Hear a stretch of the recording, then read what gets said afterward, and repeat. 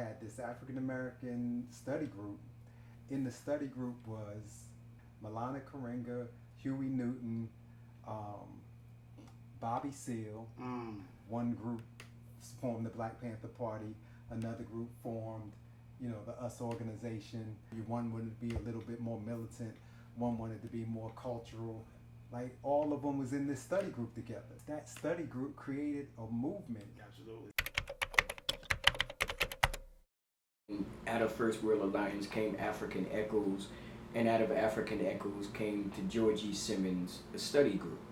And that started in 1983 here in Newark, and been going on consistently for over 30 years. So, my cousin Michelle started the book club along with her girlfriend Tenda, I believe, and I was shortly recruited. In September, it'll be 13 years we've been meeting. It's always been an intimate, community, family kind of setup. We never made it into this grand poobah thing, and the reason that was because we knew that over the time there would be a lot of changeover. Individuals coming in, individuals going out. We have probably had as many as 6 or 7 people, and as little as 4. What we do is rotate the responsibility of hosting the club, and whoever is hosting gets to choose the book. Each person is responsible for feeding the other guests, and there's themes and there's menus associated with books that we're reading, and we have one of the husbands is a chef, so usually we have gourmet meals. But sometimes when I come up and I'm here in New Jersey, or they come down to Florida, there's activities that have to be planned around the event, so it's pretty extensive. And when it's your turn to host, we expect that you are going to feed us, and it's not going to be no Taco Bell. And you're going to bring wine, because that is definitely, wine is also another member of the group. But we don't use books per se as much as subject matters. So a subject matter might have a lot of books pertaining to. So, see, we're doing research, we're not looking at the author or the book per se. Even though the book plays a significant role, the object is understanding what role it plays and how we should be couching that book in this subject matter discussion. I listen to a lot of NPR, and if they have one of the authors talking about the books, or if it's a New York Times bestseller, if I've saw interest, somebody talked it up, told me it was a good book to read, I usually do word of mouth. Looking at magazines, talking to other people who enjoy reading, and finding out, what have they read recently and what did they really enjoy. The dental assistant at my dentist's office is an avid reader, and we've, exchanged lists. So it varies for me, it really does. Yeah, usually we just reach out to people in our network, and you have to give it some thought, because we are, a certain kettle of tea. We're a spicy blend, and so you want to pick people who you think won't be intimidated to kind of jump in there and speak their minds, people who, in my view, won't be offended if the language is a little spicy, or if the topic is controversial. We're shopping a member, right? Mm-hmm. I don't know if the commitment has been made. We haven't received a commitment letter, email. However, I'm the new member. Yes, however, she was brought in by the newest member of the group, so we will know if she's staying the next book. In the beginning, back in the 80s, everything was flyers.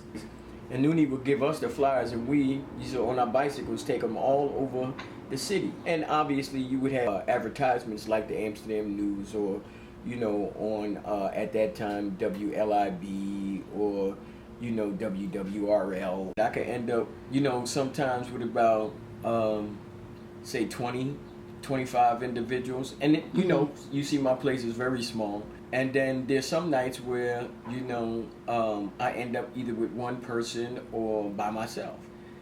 There is no, I'm not here. So in other words, snow, rain, hail, sign, blackouts, all of that. Through it all. I'm telling you, serious as a heart attack. We explain to those individuals, if it falls on a holiday, we will be here next week if you show up or not.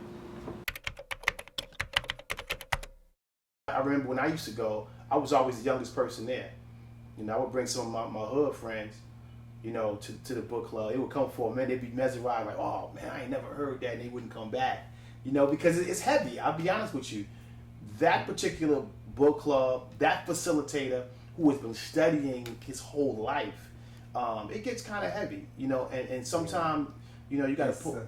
It's very sensitive to some people because it challenges beliefs that we are indoctrinated with from day one. Absolutely. And we look at all kinds of things from anthropology, scientific, history. Right. Like everything has to be backed up with evidence. Right. Every book is quoted based on who said it. Right.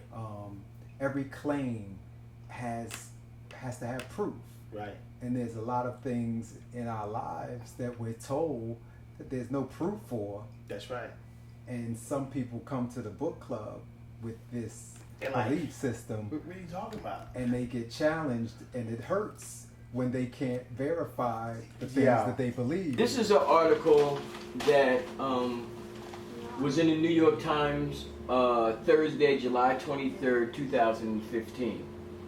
And as you can see, it's a front page story, and on the cover is a picture of an excerpt of the Quran. And the caption reads as follows: fragments of a copy of the Quran believed to be 1,370 years old, possibly transcribed by a contemporary of Muhammad. There's a word in there that really should always raise red flags. Translation. Possibly. That one and another one. The phrase is believed to be. In other words, we don't have no definitive evidence. The first book was about how many pages? 700 and some odd pages, right? I don't know why this seems to be a sore point. Why is it every time the book is mentioned, we have to talk about how long it was? The Poisonwood Bible was extremely long. Okay? One, it was the initial book that kicked off the book club, and I expected that it was going to be a smaller 200-page book if they wanted me to participate. As I've stated on so many occasions, I was coerced. But ask her if she enjoyed the book. Let's just go there.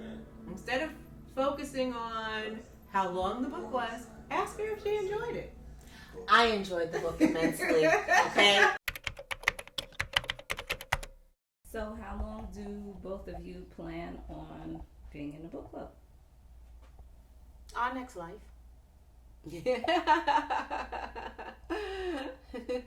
I keep telling her I'm taking her with me to the other side.